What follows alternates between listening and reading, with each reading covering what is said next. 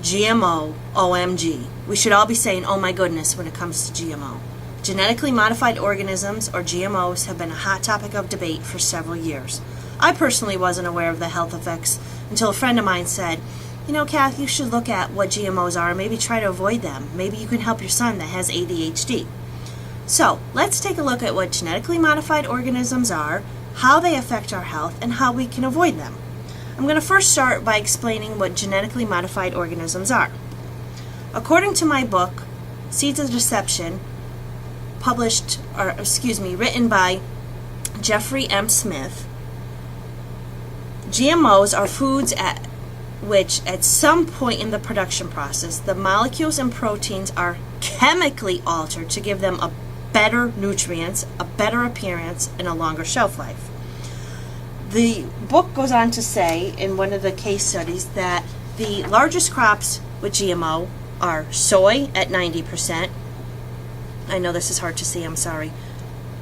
Cotton is at 83%. Canola is at 75%, and corn is at 73%. The article goes on to say how 80% of our processed foods has GMO ingredients. So, certified organic means that there's no pesticides and there's no GMOs present. Okay, so how does GMO affect my health? Well, according to one study on rats, these rats were given a GMO diet and they developed smaller brains, smaller liver, and smaller testicles. They had enlarged tissues, including their pancreas and their intestines. They had proliferations in cells of their stomachs and intestines, which is a signal of the increase for the risk of cancer. This was all 10 days after they were given a GMO diet.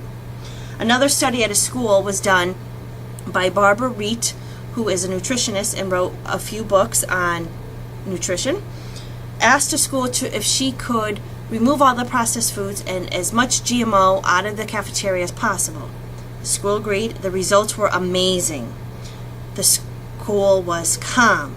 The kids were well behaved. There was no truancy. Their arguments were rare. Grades improved. Teachers didn't have to spend time disciplined. They actually had time to teach. After 5 years in this school of non-GMOs, there were no incidents of weapons, no expulsions, no dropouts, no suicides, and no drugs.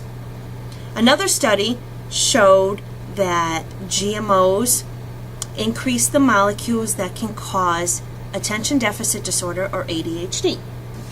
So, according to the CDC, in 1998 to 2000, there were 6.9% of children with ADHD.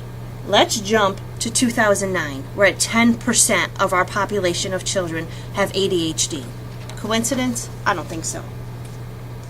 So how can we avoid these foods? Well, it's pretty easy. One, buy certified organic foods. I know you're thinking, they're expensive. Yes, they are. But buy what's on sale this week, and then next week buy what's on sale. And I feel the more that we're buying certified organic, the cheaper it's going to get over time. Buy from your local farmers that are non-GMO and put these big farmers like Monsanto out of business. You enjoy eating out? You can do that on a non-GMO diet. Look for restaurants that advertise their non-GMO. Restaurants that say farm to table. Avoid restaurants like Mexican and Asian because their biggest ingredients are corn and soy. It's easier than you think to avoid GMOs.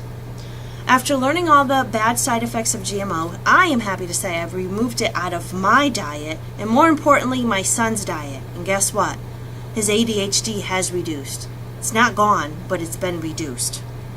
I hope that after you have heard all this information on GMOs, the health effects it has, and how to avoid them, you will take a closer look at what you're eating. Let's take a stand and start buying foods that are non-GMOs so that you can have a better quality of life and live longer.